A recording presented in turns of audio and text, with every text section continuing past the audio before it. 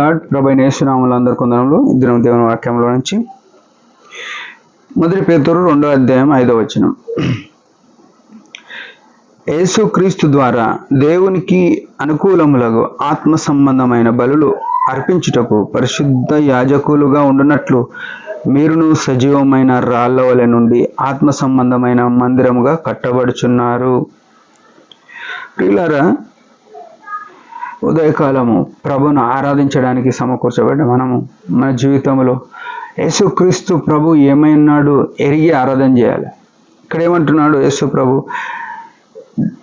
యేసుక్రీస్తు ద్వారా దేవునికి అనుకూలముగా అని మాట్లాడుతున్నాడు.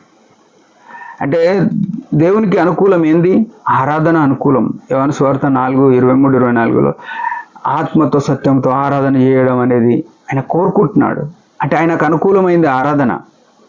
దేవుడు ఒక మనిషిని కొలవాలనుకున్నప్పుడు ఆరాధన ద్వారా కొలుస్తాడు. మన ఆరాధన ఎట్లుంది? యథార్థంగా ఉందా, సత్యంగా ఉందా అని కోరుతాడు.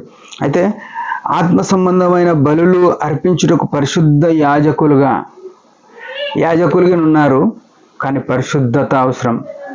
మనం ఆరాధన చేసేటోళ్ళం యాజకులుగా వచ్చినాము, కానీ మనలో పరిశుద్ధత లేకుండా ఇంట్లో గొడవలు పెట్టుకొని, సంఘంలో యథార్థత లేక, పగతోని ప్రతీకారంతోని సంఘాలు వేరుగా చిన్న భిన్నమైపోయి ఆయన మేము యాజకులమే అని ఆరాధన చేసేటోళ్ళు ఉన్నారు, యాజకులమే అని పరిచర్య చేసేటోళ్ళు ఉన్నారు, యాజకులమే అని సేవ చేసేటోళ్ళు ఉన్నారు. దీన్ని బట్టి ప్రభుకు మహిమేం రాదు. చూసేటోళ్ళ ముందర నువ్వు పరిచర్యను ప్రదర్శిస్తుండొచ్చు, పరిచర్య జరిగినట్టు అనిపిస్తుండొచ్చు, కానీ దాన్ని బట్టి ప్రభుకు మహిమ రాదు. ప్రభు ఏదైతే చెప్తాడో, యేసు ప్రభు శిలువ రక్తంతో విమోచింపబడిన మనము ఆయన ఏది చెప్పిండో దాన్ని చేయబద్ధులమైనాము. దాని ప్రకారం నడుచుకోవలసిన ఆవశ్యకత మన జీవితంలో ఎంతైనా ఉంది. దానికి వేరైన ప్రతి ఒక్కటి కూడా దేవుని నుంచి శాపం తీసుకొచ్చేది. మన జీవితాలకు అది ఉరిగా ఉంటుంది, అది గుర్తుపెట్టుకోవాలి. అయితే మీరు సజీవమైన రాళ్ళ వలె నుండి అంటున్నాడు. సజీవమైన రాళ్ళు. యేసుక్రీస్తు ప్రభు సజీవుడు. ఆయన రాయి వలె ఉండి అంటున్నాడు. యేసుక్రీస్తు ఎవరంటే ఆయన బండ.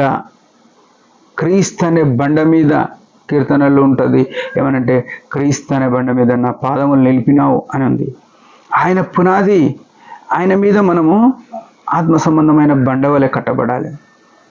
చాలా విషయాల్లో మనం ఏం చేస్తాం? మందిరంగా కట్టబడాలి. మందిరం వలన ప్రభుకు మహిమ వస్తుంది. మందిరం ఉంటే ఏమవుతుంది? అనేకులు సమకూరుస్తారు, అనేకులు వస్తారు. నా మందిరం వలన నేను మహిమ తెచ్చుకుంటా అని ప్రభు చెప్పినాడు.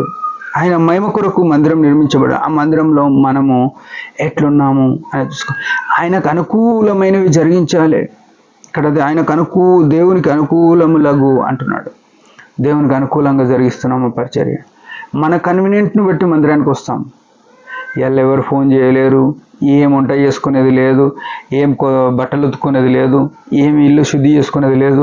అట్లాంటప్పుడు మందిరానికి వస్తాం. అది ఇంకొకటి ఏం కాదు, దేవునికి మహిమ రాకుండా చేసే ప్రతి ఒక్కటి పాపమే పరిగణిస్తుంది బైబిల్. దేవునికి మహిమ ఎక్కడ రాకుండా చేస్తున్నదో అది నీ దృష్టిలో, నీ జీవితంలో పాపంగా పరిగణిస్తాడు దేవుడు. అయితే ఇది ఏం చెప్తున్నాడు? అనుకూలంగా, మనకు అనుకూలంగా కాదు. మందిరం మనకు అనుకూలంగా, సేవకుడు మనకు అనుకూలంగా, విశ్వాసులు మనకు అనుకూలంగా అని అనుకునేది కాదు. దేవునికి అనుకూలమైనవి. మన వస్త్రధారణ సైతం దేవునికి అనుకూలంగా ఉండాలి. మన పిల్లలు ఎట్లాంటి బట్టలు వేసుకుంటారు, మనం ఎట్లాంటి హెయిర్ స్టైల్తో వస్తున్నాం మందిరానికి, ఇవన్నీ ఆయనకు సజీవమైన యాగముగా మనం ఉండాలి. ఆయనకు ఆత్మ సంబంధమైన జీవితంలో ఉండి ఆరాధన చేయాలి. మనం అట్లా లేకుండా నేనున్నట్టే ఉంటా, నేను ఆరాధన చేస్తా అంటే పరిశుద్ధ యాజకులం కాలేం. ఆ ఆరాధన ప్రభుకు చెందదు.